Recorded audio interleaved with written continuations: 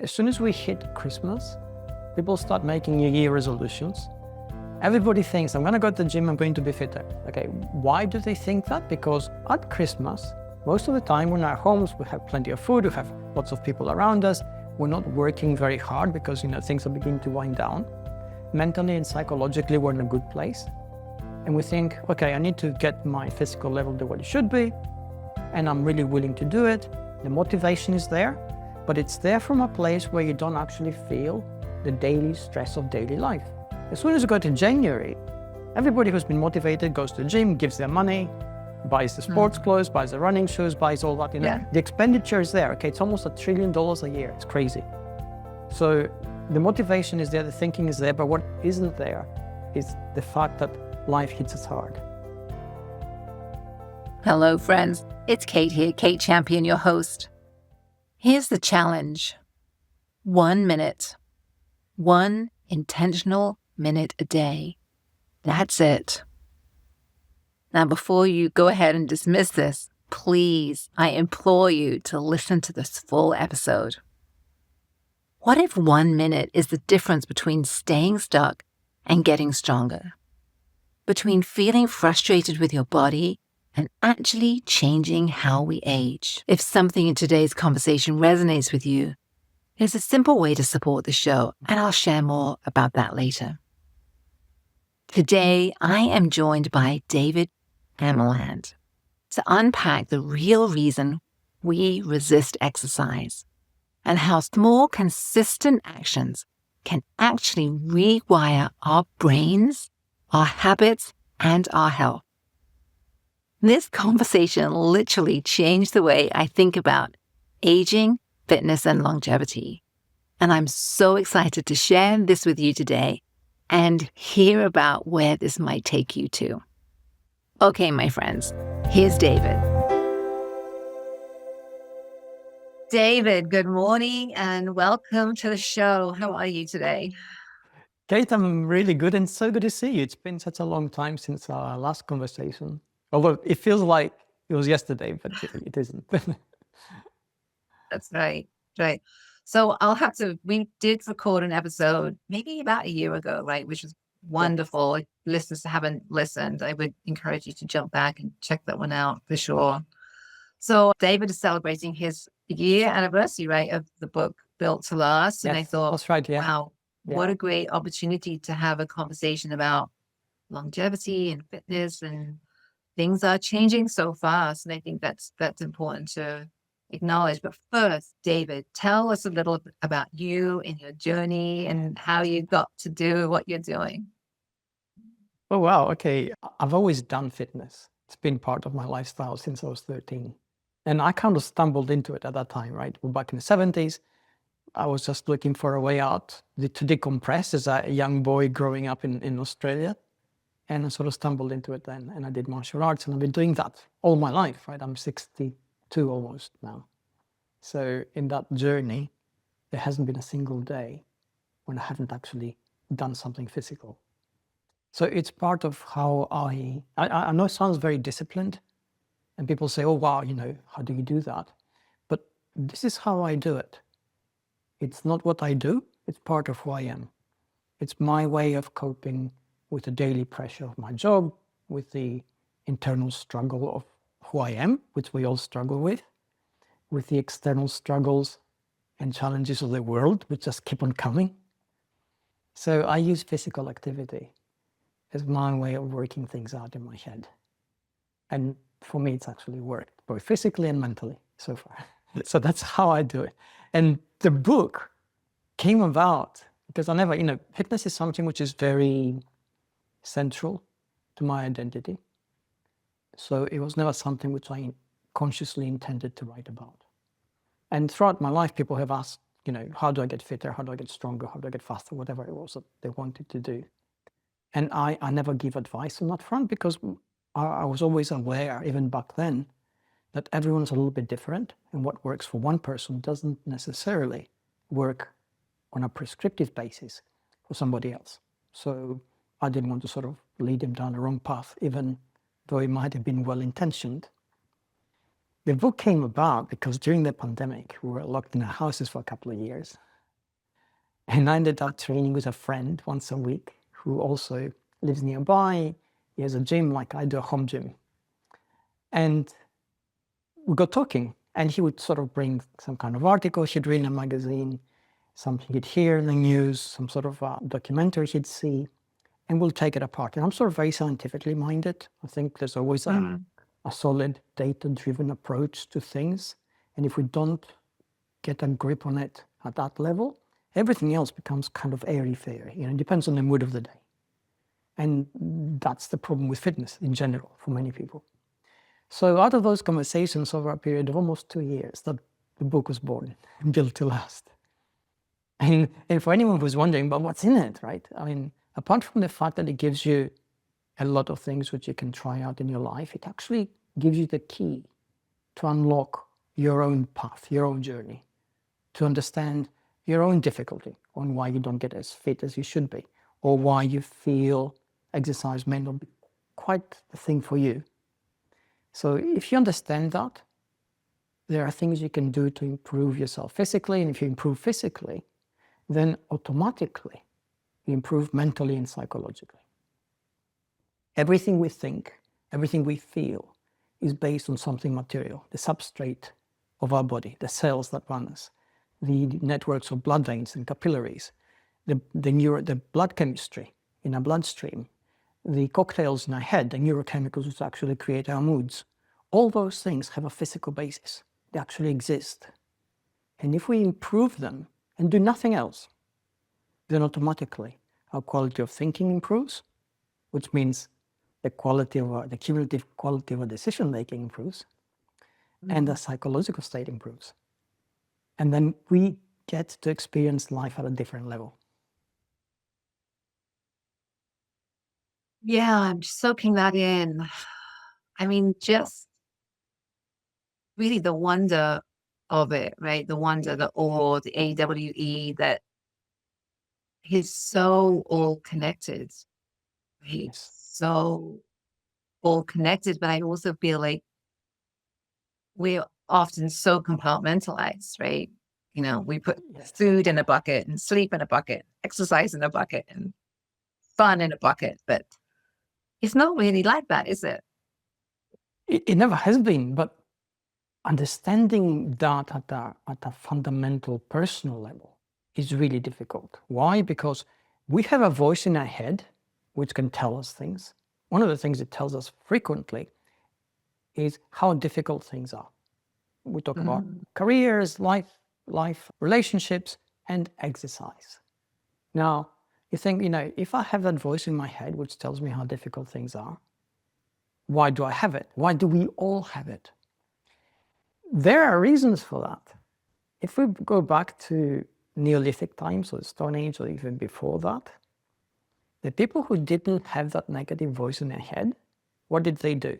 Well, they left the cave, which was safe. They left the tribe, which allowed them to sort of have some kind of collective safety. They went over the mountain to explore the other side, and they never came back. So the people who stayed are the people who actually listened to that voice. That helped us survive then. We get to today, and that voice is still doing the same thing. You want to exercise, what does it tell you? Well, okay, it'll tell you that you had a difficult day psychologically, you had a difficult day mentally, you're exhausted, you have work ahead, you have plans to get through, you have things to think about, and what are you going to do? Exhaust yourself physically? This is not a good thing to do. Why don't you do it tomorrow, or the week after, or the week after that? And it sounds perfectly reasonable until we realize that we don't have to listen to that voice, because there's no real risk of exhausting ourselves to death. Nothing's going to happen to us if we actually move our body. And to prove it, if we do something for anything up to between 5 and 10 minutes, the neurochemical changes in our bloodstream, and this has been documented through neurochemical bloodstream analysis, but also through fMRI, which studies the brain as the body is moving. And what happens then is that the brain secretes certain hormones from the muscles that are intended to keep us doing what we're doing. So if we are walking or riding a bicycle or running on a treadmill or jogging on the road, and we do it for between 5 and 10 minutes. Then as soon as we get to about the 10-minute mark or just before it, our brain chemistry changes, our mood changes, our psychology changes, and then we tend to feel good actually doing it. And you think, okay, that's crazy, because that's the same brain that was telling us don't do it, right? But again, there is a fundamental reason for that. Because in the ancient past we came from, the only time we'd actually be doing something active like that is either because we are running or struggling or fighting to get food, or running or struggling or fighting to not become food. So if we're undergoing past the 5-10 minute mark, then the body says, hey, you've got to keep on doing this. And the brain says, well, kind of tired. And the body says, well, you can't be tired because either you won't get to eat or you'll be eaten. So now let's change the psychology we feel by changing the neurochemistry, by changing the chemistry, the chemicals flowing through our bloodstream, which then changes our motivation and allows us to do something for longer while we feel good about it. And we feel good about it or better about it. Why? Because if we didn't, we'd be inclined to stop and then we would fail. So when we understand those things at a fundamental level, then what we begin to see is that we have a very old operating system that allowed us to survive from the past to here. And now that we are here, that operating system doesn't always work in our favor. And we need to understand how it operates and get it to work for us. I'm curious. Let me ask you something. Has this podcast supported or inspired you in any way? And what would it feel like to be able to support it back? Living Big Mindfully is a member-supported space, a place for real, honest, heartfelt conversations about living longer, stronger, and more intentionally. And today, I'm inviting you to become a friend of the show. For $10 a month, you can help these conversations keep going and reach more people who really need to hear these messages. And as a thank you, I will send you a digital copy of one of my books, my way of giving something meaningful back to you. After you sign up, just reach out and I will personally send you a thank you, and your book will be on its way to you. It's that simple. I support you and you support me. If this speaks to you in any way, you can find the support link in the show notes. And truly, thank you for being part of this community. Your support, your time, your energy really means the world to me. I'm just going to take a breath there, because that's a lot of information. A, Yes. B, making so many associations in my head. I mean, this is why it's so hard, me included, I'm sure most people, like, to take that initial step, right? To get those shoes on, or to take the first steps of that run, or I have the home gym too. So walk down the basement to the gym, right? And then literally, especially with the aerobic exercise, like the walking, running, jogging, especially the first 10 minutes suck, right? It's like, it's like, but then it's like you get into the rhythm and it's like, I think I could just do this forever, right? I've never really understood why, but here, David, you're saying there's actual chemical processes for that. Why? It's a real thing. It's a real thing. Exactly, yeah, absolutely. And the moment we understand that it's perfectly natural, I mean, I've been exercising all my life. For about 12 years of that span, I was exercising and competing at a national and international level in martial arts. So my training was really intense, and it would be anywhere between 16 and 22 hours a week. So it was a lot of training at a very high level. So you think, okay, you've got it worked out, right? No, I haven't. Every single time I feel the same reticence, the same resistance inside me that tells me, oh, you're going to go work out now. And this is what happens. I'm thinking, okay, I'm going to work out at 8. As the time approaches, I begin to feel some kind of ache in my body. I kind of feel fatigued. My brain tells me, there's all these emails you haven't answered, and maybe you should just ditch training and go through the work part of your day. And every time I have to say to myself, okay, look, let's go for 10 minutes.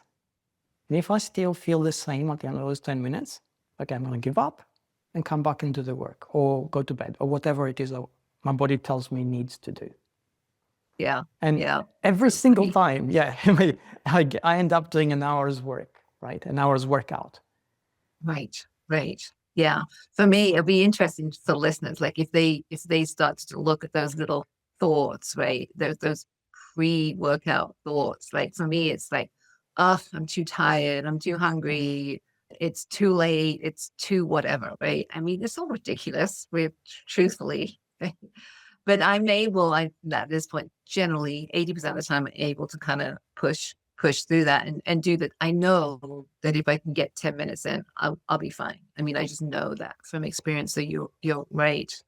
You're right. So I have a question. I mean, clearly you've been in this aging, longevity, health field for many, many years, not only with lived experience, but you're basically a scientist. I mean, you've done so much research and you've really looked at the data. I'm really beginning to see, the paradigm around aging. I do really feel like it is shifting. I mean, to be, 50 or 60 today is not the 50 or 60, even 20 years ago. I mean, it feels like with advances in science and technology, etc., that is shifting. I'd love to hear your thoughts. Is that just in my imagination, or is there something to that? No, absolutely not. You're correct. There is a strong and well-timed paradigm shift. It should have happened before. It's happening now. We're experiencing it, most of it in real time. And let's analyze a few things about it. Obviously, at a cellular level, some part of aging comes down to DNA. Some people are more genetically gifted, some people are not. There's nothing you can do about it. But DNA itself, as we understand it now, is a code of instructions which need to be actioned. And the way they're actioned is through lifestyle changes. And those lifestyle changes are called epigenetic changes. They basically close down some genes, open up some other genes, and allow your body, the code that you have, to actually work for you. What is happening now, we know, there's a constant dialogue between the mind and the brain that allows the expectation we have to prime the body at a neurochemical cellular level. Now, back in the 80s, there was an experiment in Britain, and I can't remember the specifics of it. I think it was part of Exeter University. But essentially what they did in the 80s is they took a group of middle-aged men. They put them in one of those little sort of, it's like a small village and a farm, which had about 15 or 20 structures, houses, dormitories, and they allowed them to live there for 3 weeks. And all they had access to was the same stuff they had when they're teenagers. Posters, music, technology, that kind of thing. And this is what they noticed. They noticed that there was a significant improvement in their blood pressure, heart rate, activity levels, body fat, which dropped, and general mood and reported well-being. That was back in the 80s, and that was an observational study. We didn't know, well, we didn't have the tools, basically, to look at the way the brain and the body talk to each other. We are in a state now where we can actually analyze this at a deeper level. We know that if the brain expects something, then it primes the body for that action long before that action takes place. The classic example of this, I mean, just before, we're talking about the resistance we feel to exercise. We know we're going to have to exercise that particular time, either because we have a date with a friend where we actually agreed it, or because we have a regular time slot when we actually exercise at that moment. Before we even get to it, guaranteed, any kind of ache and pain that you have, your back, shoulder, any kind of injury, begins to make itself felt. Why? Because the body understands it's going to go through a physically intensive process, which is exercise. It's beginning to prime itself, but because it's energetically expensive as a process, before it does this properly, it says, wait a minute, what if I send a few danger signals? What if I say, oh, shoulder injury you have, now you actually feel it. You didn't feel it all day, but right now before exercise, it's bothering you. your lower back, you'd be sitting all day, no problem. Suddenly, oh, I'm stiff. All those things, right? Why? Because the body's going through the priming process. The underlying principle of all these processes is energy. And the body is inclined to help us survive, as is the brain. And the only way they can do it is by allowing us to basically conserve energy when we don't truly need to expend it. In the modern world, of course, we don't have to run away from tigers, we don't have to dig for our food, don't have to climb, tall, rocky structures to get to some kind of plateau and pick fruit. We don't have to do any of those things. We're sitting down on a desk looking at a screen most of the day. And even those of us who are physically active, perhaps, in some sort of carrying capacity, it's minimal exercise. It isn't actually as heavy as we think it is. So we have the capacity to actually do that. And the moment we sort of think, okay, rain or shine, 8 o'clock, I'm going to be at the gym. As the time approaches, we know from samples taken, small sort of biopsies taken at the cellular level to examine what happens in the body temperature begins to go up, our capillaries open up in preparation for action, breathing becomes deeper, whatever reserves we have in our bloodstream in terms of sugar, if they've been depleted, they begin to get replenished. Why?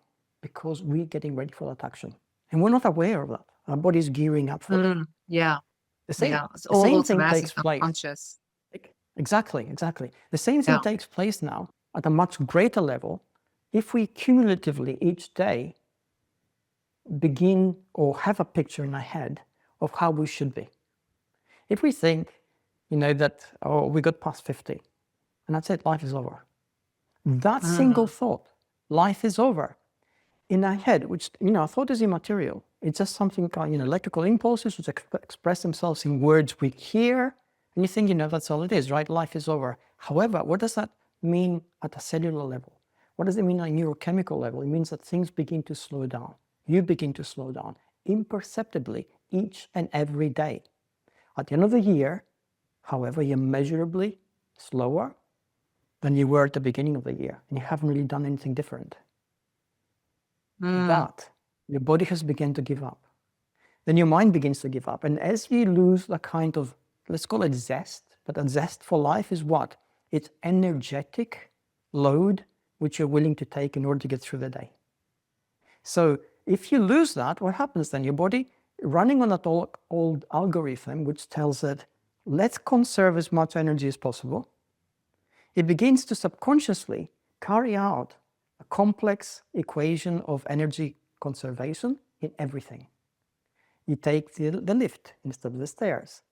You try to park as closely as possible to where you're going to do your shopping so you don't carry your bags. You try to not move around the house too much. You think, I'm going to sit here or sit there and, watch TV, and that's fine. And if it happens in 1 day or 2 days or 20 days or 100 days, it's not too bad. Over 300 days, 900 days, 3,000 days has a cumulative measurable effect. We're actually aging because we think we're past it. And if we reverse that in our head, right, with that thought, thinking, you know what? No, I can still do it. I still have it. I'm not prepared to give up what I've got. That thought, again, at a neurochemical level, at a biochemical level, is expressed through concrete chemicals coursing through us, which change our physical behavior, which changes our mental calculus, which then changes our psychological outlook. So suddenly, if I say, you know what, I call you up out of the blue, I'll say it's a beautiful day, how about we go and walk for 5 kilometers?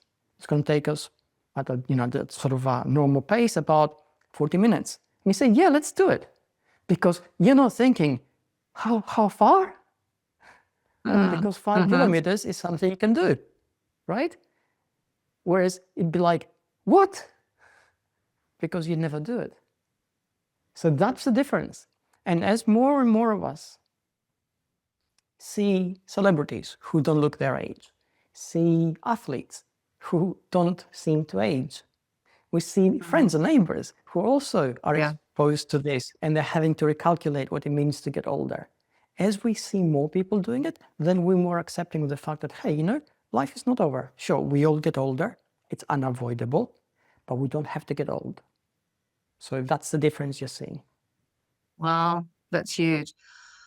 I mean, there is so much there. And I think the light bulb moment for me is that, I mean, we really have to be careful about our thoughts and our language. I mean, I was out with a friend for lunch the other day, and we were just having lunch, and I don't know, I forgot my keys or something like that. I don't know, something silly.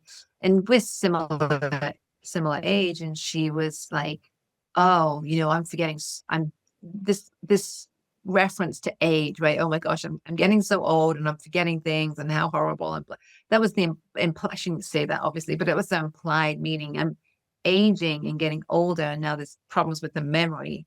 And now I'm hearing you and I'm thinking, I mean, that's not my mindset, that's not my perspective, but there's a lot of people's perspective, right?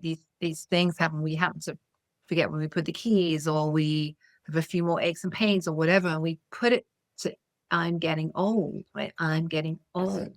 And that, what I hear you saying, David, is like, that's a trap, right? That thinking going to start this process and this whole system that we've just talked about, right? That it's like it sparks a spark, and then the forest fire takes off, and not in a good way. Is that what I'm understanding? Absolutely. And he referenced mindset now and words, right? So let's look at these two things, because they're kind of immaterial, right? Mindset is something you feel, you kind of think you have it or haven't got it. And words are things you say, you can't actually hold on to them, you just hear them. Okay, we know again that if we use negative words consistently, they begin to actually express themselves at a bodily functional level through a buildup of slightly toxic neurochemistry in our bloodstream, which consistently, over time, that can impact negatively our major organs. If it impacts, our kidneys, our lungs, our heart, our digestive system, then our whole body's health begins to decline, because they then negatively affect the immune system. So if somebody who constantly uses negative words, that actually has an effect. And he said mindset, and there's a study which was carried out by Harvard University back in the year 2000, I think, or 2005. And they took, to see how important mindset is, they basically looked at 3 different groups of hotel staff that does the cleaning of the rooms. They took them, split them into 2 different groups. One was a control group. They used 90 participants, 45 were in one group, 45 in the other. The age and skill set was pretty well matched and evened out. And this is what they did. They went through 45, half of the first group, the 45 people they had in one group, and they went through all they did on a daily basis, and they explained to them how their activity level was actually helping them get fitter. They're bending down, they're using the mop, they're pushing the trolleys, all those things, right? And they said, this actually is physical exercise, and it will help you get fitter. Now, to the control group, they said, we're looking to better understand what you do each day. So before they started the study, they measured everybody in terms of BMI index, in terms of sort of cholesterol in the bloodstream, all the things which are sort of biomarkers of health. They followed them through for 2 months. And at the end of 2 months, they carried again the same battery of tests. And this is what they discovered. The group that had been told that this is part of your physical regime and it will help you get healthier showed an improved BMI index, lower blood pressure. They had a slightly smaller waist ratio, hip to waist ratio, it dropped. And their mood level obviously went up because of all that. So the improvement in that range of activities, in that group, was anywhere between 15 and 20%. The group that had been told, we're just checking to see what you're doing so we can understand your workflow better, did the same things as the first group, and they showed no improvement. And the only difference between the two was that mindset, the awareness of what you were doing, and then its impact on you. And I had sort of, based on that, we had a lot more studies where we've taken people who train, and we say, okay, we take somebody who does weights perhaps, and they're doing curls, and they're lifting some kind of weight. And for sure, if you're doing it, you're going to see some benefit because it's muscle being put under tension, and time under tension is a signal the body uses for bodily adaptations which bring up, stronger muscles. However, this is what they've seen. the people who are mindful that while they're doing it, who actually pay attention to the movement, who watch themselves in the mirror to see that it's correct, who visualize themselves getting stronger and fitter, they show anywhere between 15 and 20% greater results for the exact same amount of work. Wow. The Wow. only change is that this is the personal awareness. So that brings us back to the mindset. You said the importance of the mindset that you have. It actually allows your body to respond better to the expectations of your reality. Right, because going back to the beginning of our conversation, it's all connected, right? We're not in little compartments and little buckets, right? It's all connected. So we think and have this mindset, it's going to translate to all areas and systems of the body. I mean, that's kind of incredible, really, isn't it? It's crazy. Yeah, it's like, wow, Is that for really? real? I mean, is that for real? I mean, I'm not doubting you, David. No, I totally get it. Is that for real? And how can we, and now you have it, it's like, now you've seen it, you can't unsee it, right? We've seen it, the listeners have heard it, I've heard it. We can't unsee that now. So how do we harness this? What do we do? What are some practical things? Okay, the practical thing is always the expectations you have of you and how realistic they are.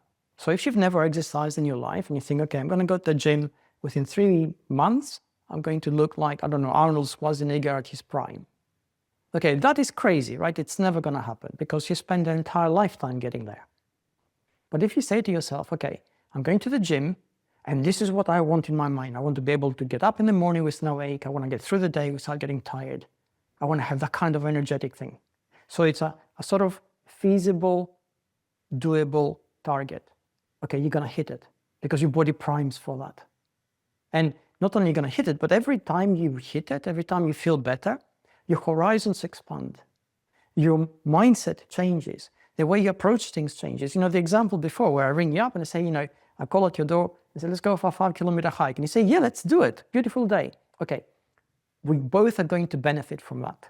We're going to benefit from the interaction because we're going to have a social sort of exchange. We're going to talk about it. We're going to benefit from the fact that we're going to go out in the nature and the weather, the effect of walking out in sunshine, feeling the breeze, looking at the sea, all those things, or looking at trees. They're very beneficial for our health and blood pressure.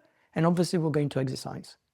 And if you are one of those people who just thinks, okay, I'm going to spend the rest of my life on the couch because I just hit 50 and I can't do anything anymore, like I'm not 20 anymore, you're going to say, 5 kilometers, are you crazy? Right? That's it. Now you're in a different kind of plane of existence. And all that's changed between those two things is how you think about yourself, about the expectations you have. I mean, that's really powerful. I mean, again, if you just stop and listen and just let that sink in. I mean, that is incredibly powerful. I mean, it puts so much, I don't want to say the word control, but it really puts us in the driver's seat, right? Of overaging, longevity. What does 50 look like? 60 look like? 70 look like? Right? I mean, it really. Yeah, absolutely. Wow. It does. Yeah, absolutely. And if you think, what's the difference between people who get older but don't get old and people who seem to age as they hit a certain age? And beyond the mindset, which is really, really important, it's that visualization of how you see your life going. If you feel it's over, okay, that then is expressed inside your body through a change of neurochemicals, which have an epigenetic effect. And the clearest indicator of that in most cases is a serious degradation of our immune system. So if you start getting ill, start getting, high blood pressure, if you're having mini strokes, whatever it is, you're getting into a spiral from which it is really, really difficult to recover because everything which you encounter reinforces your belief that your time is up. You had your go. And people who have a different mindset, they may still experience the odd health problem. Mm-hmm. They think it's part of aging, it's natural, I'm going to get past that. Yeah. And they recover. They don't seem to age at the same level. They don't seem to get as frequently ill. They don't experience as serious the number of serious illnesses that people who think they're aging actually do. And when they do, they recover faster. So, these are the things which the data shows us. Yeah. And I think, back to your point about, we have so much with the internet and etc. We have so much more access to people that are aging well, like aging better. I think we can also we can see that more in real time, I think, than we've ever seen it. So I think what I'm hearing you say, that it's, mindset, it's what we're thinking, it's what we're saying in our head. It's, I love the point about visualization. You use the word visualization. I like imagination, right? What are you seeing? How do you see yourself in the future? I think those are some really powerful tools. Yeah. I see you smiling. What are you thinking? No, I totally agree with you, because it's that, because, and a lot of people tend to think, and we're getting into other elements. A lot of the stuff which we have in terms of our awareness of fitness comes from a segment of the population that is normally, it's their job to be fit. So if we look at athletes, for example, that's their job. If we look at, professional wrestlers, tennis stars, all those people whose job is to get fit, fitness trainers included, right? They have a very specific look, which they project as part of fitness. And we think, well, if you're a little bit overweight, if let's say you're past 50, if you've never done a lot of exercise in your life, you think, I'm never going to look like that. And you're right. I mean, it's possible, but it's kind of pointless as well, right? Because it's not your job to look like that. Okay. So you have to think in your head, what does fitness actually mean? Okay. It means having physical control of your body, so you can bend down and pick something up. You can walk, you can hike 5 kilometers with your friend if you want to. You can carry the groceries up one flight of steps without getting out of breath. You can play with your grandkids. All those things which allow you to experience good quality of life and feel that you have physical, mental, and emotional control over the immediate things that happen to you. That's what fitness is. Yeah. So I love that. I'm going to jump in there. So I really love what you're saying, right? So what I wrote down was like, okay, we need practical, real strategies for real everyday people. Because like you said, I'm not an athlete. I'm not a tennis pro. I'm a regular person. Yeah, I'm probably fitter than most for my age. I do a lot, but I'm still a regular Joe, right? So what does that look like for a regular person, 50, 60, 65, 70, right? To keep this healthy, keep these healthy, like almost cornerstones going, right? Like you mentioned, like the mental, the physical, the psychological. What are some real practical tips, like from the book, David, from the book? Well, I'm really glad you asked, okay, because there's another sort of misconception on this, where people think, okay, I'm ready for this, but I haven't got 2 hours to put away in my day. And how am I going to recover if I do that? Because I'm still going to be so exhausted. And the trick is to actually realize that what we call fitness and workouts in our life today was life in the past. If we go back as just 100 years from now, we go back 100 years, you and I would have to walk further, lift more, do more, just to clean our homes and cook our food. So that would be physical work. That'd be the workout that actually keeps us fit. Yeah. So on that principle, on that basis, straight from the book, you say, what are the small daily changes you can make in your life which will allow you to be more active? Take the stairs. And I'm going to give you an example now from a friend. Please. He was, during COVID, because he was furloughed, he put on a lot of weight, like a lot of people did. We were in our houses, we weren't moving, the refrigerator was just there. It was very easy to reach, and it was there 24/7, right? And the refrigerator doesn't go away. And food was easy to come in, so, it was a bad combination. So he actually put on a lot of weight, and his job is, he deals with creating constructs from Korean, which is a very expensive material. He usually has to have meetings with clients. He listens to what they have, puts a proposal together, etc. So he has a lot of meetings during the day, and he has no time to exercise regularly. He doesn't have time to eat properly. I mean, there's a lot of things against him, right? And we were discussing, and I said, look, you go to all these meetings. Why don't you, for every meeting, park 10 minutes walk away, every meeting? So every meeting now is 10 minutes to get there, 10 minutes to get back to the car. And he did that, just that, nothing else. And in a year, he lost 30 pounds. Well, Yeah, that's a small change, right? That's all it I was. love that. I love that. I mean, he didn't have to exercise. He didn't have, because he didn't have time. He has one of these high pressure jobs. He's dealing with, high-end clients. There's a lot of, a lot at stake. He's the main breadwinner in his family. There's a whole lot of stuff. And, it's a situation where a lot of people actually experience on a daily basis in other sort of walks of life.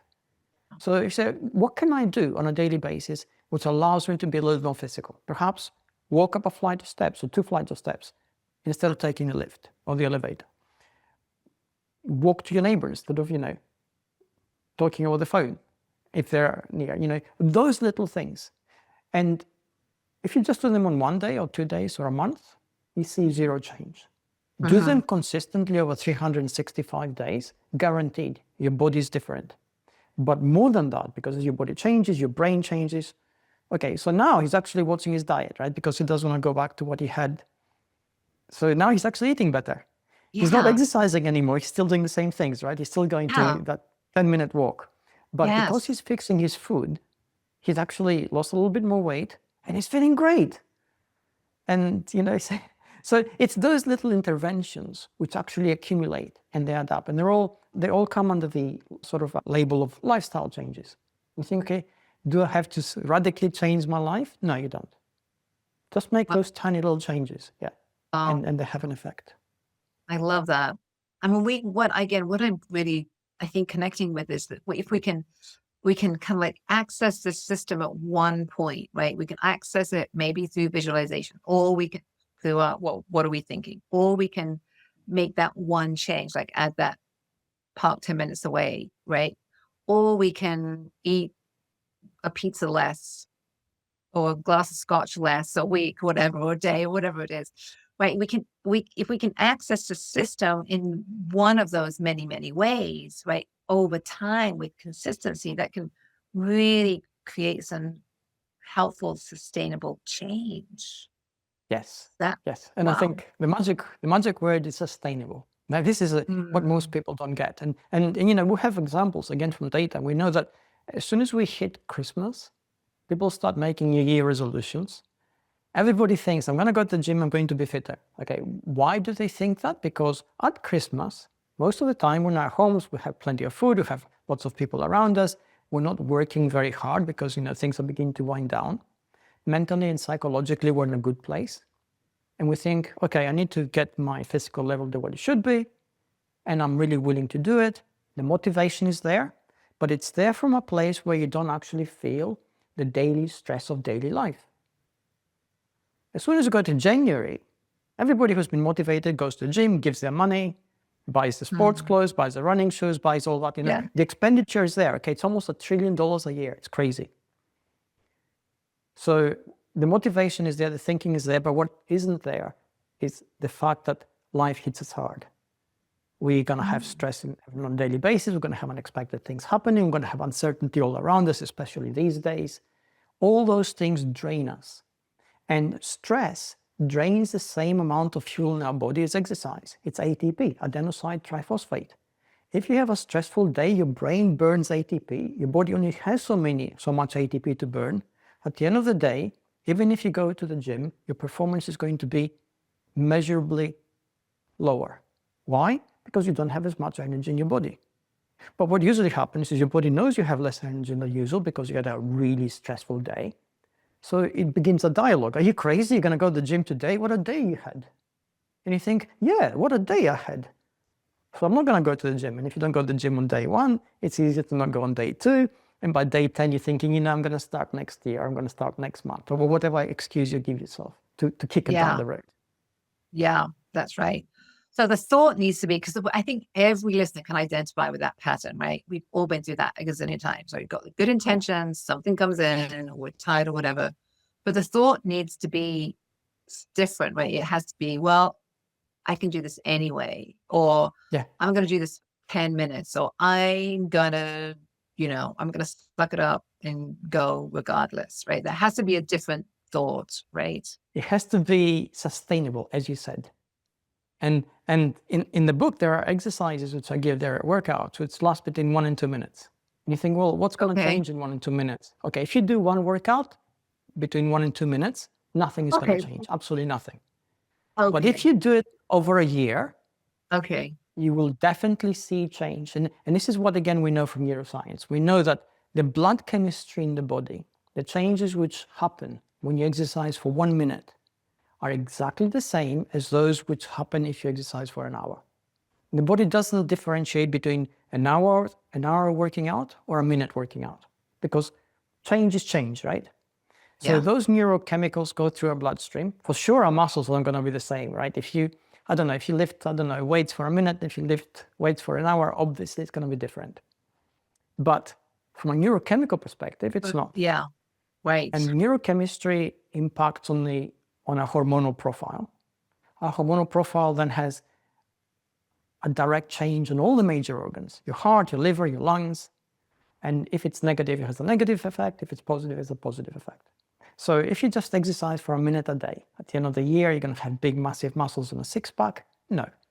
Are you going to be measurably fitter than those who didn't exercise 1 minute a day? Yes.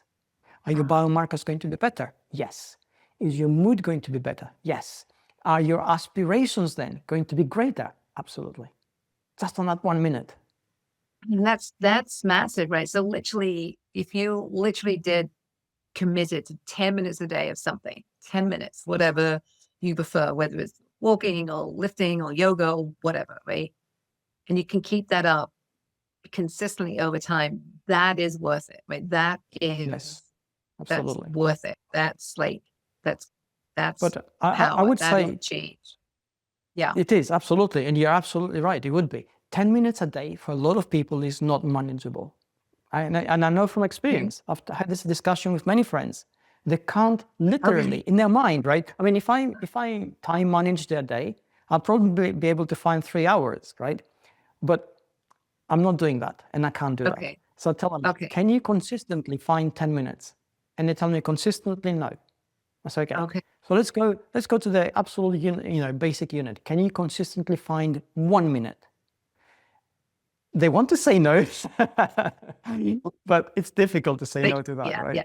What can you do in a minute? I mean, my mind's like, what? A minute? Okay, let's say, what can you do in a minute? Give me a couple of things. Let's say for a year, every day before you hit the shower, you do 10 push-ups and 10 squats, or 10 push-ups or 10 squats, nothing else. Okay, that takes about a minute, right? Hit the shower, start your day. Don't think about exercise again until the next day. Okay, if you do that consistently every day, what are we ending up with? Okay, if we just take 10 push-ups, we're ending up with 3,650 push-ups in a year. Depending on how you do them, at some point in the up and down movement, you're lifting as much as 67% of your body weight. It's impossible for you not to change on that little thing. Oh.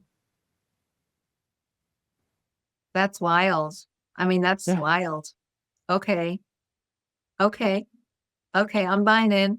I'm getting this. Yeah. Wow. Good. So what you were thinking about, for me, it could be, a plank, right? A plank. One plank. 1 minute. Right? Yeah. Before the shower every day, or, before you go to bed at night or whatever. Right.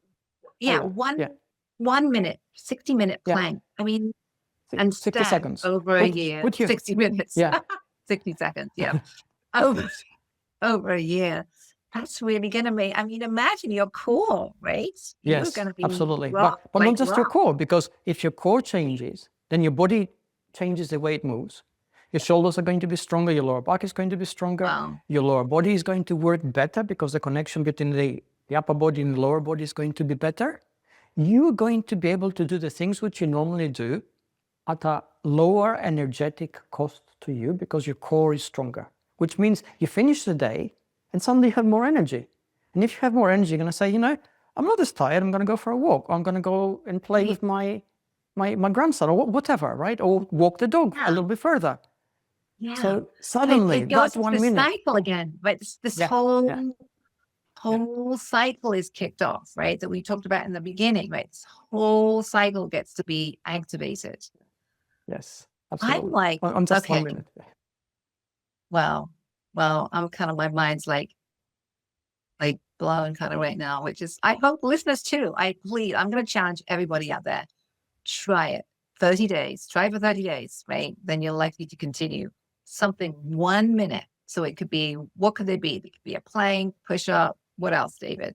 What else? There are a lot of things you can do, but let's say, I mean, a plank is almost a whole body thing, right? But let's do, push-ups. And even if you do push-ups on your knees, you can do squats. You can do wall sit for a minute. You can do shoulder rotations for a minute. If you have a good floor, you can do jumping jacks for a minute. You can hop up and down on the spot for a minute. Any of those things, 60 seconds on the clock, put on the timer on your on your phone, 60 seconds. Get to a minute, stop, hit a shower, get on with your day. That little thing will completely change your life. Incredible. That's incredible.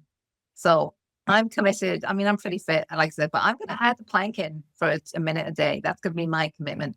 Listeners, what is your commitment going to be? And I want to hear from you. I want to hear what's your commitment. Let's stay accountable. And then we're going to let David know. And this is amazing. This is amazing. So I'm going to invite you, David, to take a breath. Just so much really important information and conversation today. Thank you so much. Is there anything else you want to share or add, or you feel that's important right now? Yes, and first of all, thank you for having me here. I, hugely enjoyed myself. It's been a brilliant conversation. And you said take a breath, okay? And I'm going to give everybody a little trick to de-stress, right? We experience stress, and stress is natural, right? It's part of life. But these days, stress piles on stress, and life tends to be a little bit weird. A lot of things are changing in our world. We get really stressed inside our head. And I'll give you a trick to decompress instantly, which special forces elite soldiers use when they're in battle, because they get stressed, right? In situations where, they also get stressed, right? And the trick is taking a deep breath, okay? But actually take a double breath. And this is what you do. You take a breath in through your nose to the maximum capacity of your lungs. So you take it in, take it in, take it in, take it in, until you're there. And when you get to the fullest, then you take an extra half breath. And you hold it for 5 seconds and then slowly exhale through your mouth, and instantly, guaranteed, whatever stress you're feeling will actually go away. And I'll give you the science behind this now, okay? Because it sounds like magic. You think, oh yeah, for sure. You don't live my life. You don't know what kind of stress I'm under. Okay, stress is a natural response. The body, again, is very, very ancient in the way it operates. The moment it sees stress, it reads threat. Your blood pressure goes up. Your adrenaline begins to flow. You have increased palpitations in your heart. Everything begins to, and all these things, tend to sort of get us to a certain level where there's no decompression, and then they begin to have a negative effect because they begin to impact negatively our heart and our lungs and our liver and our gut and our immune system. Breathing, okay, all those things which I told you are the sympathetic nervous system, which we actually don't control, right? Because, why don't we control it? Because it's there to help us survive. We don't have to calculate, oh, do I see a threat? Is it the kind of threat I need to bring up my heart rate to go up and my, muscles begin to get warmed up and my blood goes everywhere I need to? No, you don't need to think about those things. It's automatic. And then we have the parasympathetic nervous system, and its job is to basically dial us down back to base level, so we don't kind of figuratively explode in our head. So the connection between the sympathetic and the parasympathetic nervous system, we don't really control either of those, is through breathing. So when we take that double breath, essentially we're pushing on something called the vagus nerve, which is a main pathway communicating between our gut and our brain. And we tell the body, hey, it's time to bring things down a notch or two. And instantly, the moment we feel stress and we do the double breath, we feel instant relief. Why? Because all our markers, adrenaline, cortisol levels, which is a stress hormone, palpitations in our heart, our breathing rate, our blood pressure, they immediately go down. We feel calmer. So anybody feeling in a stressful situation, it doesn't matter what it is, a job interview, unfortunate situation in your life, any kind of critical moment where you have to think clearly, if you take the double breath, that will actually help you. And like I said, elite special forces soldiers are actually trained to use that in situations where even for their training, they meet something which pushes them past a certain level in terms of stress, and they need to think clearly. So they do it. Brilliant. Brilliant. You have shared a wealth of information and again, in the spirit of helping us all live longer, stronger, and more intentionally, right? I mean, this has just been a wonderful conversation. Thank you. And where, David, can people find you? You can find me at davidamerland.com. If you Google my name, a lot of the stuff which I put out will actually come up. I share a lot of new material every week with terms of studies, things that sort of reveal how our body operates, how our brain operates, and how we can become better.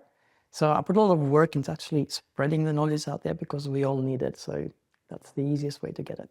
I'll make sure I put those links in the show notes. So, and you do an amazing service, right? I mean, you really are giving a lot and you're spreading the word. And I think you're really affecting a lot of lives. So thank you, Ray, for what you do and all that you share. Really appreciate it. All right. Thank you. Take care. And we'll see you on the other side. Wow. What a great conversation, right? Thank you so much for spending your valuable time with me today on the Living Big Mindfully podcast. If you found something helpful or meaningful in today's episode, I would love your support. As a solo creator, I'm a little bit like the Wizard of Oz, behind the curtain, pulling all the buttons and levers, bringing this show to life. If you enjoyed this episode, please consider becoming a friend of the show with a small monthly donation. You can find the support button in the show notes. And if that's not right for you right now, no worries. There are other simple ways you can support me. Share your favorite episode with a friend, or take a moment to leave a review on your favorite podcast platform.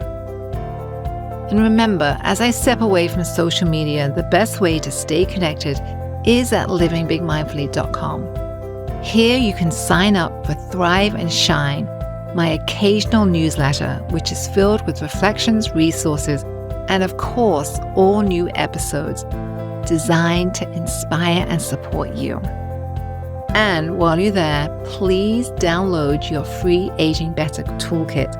This is another great no-cost resource. And finally, thank you again. Thank you for supporting me and supporting yourself and supporting more people in their quest to live longer, stronger, more intentional lives. All right. Until next time, take care.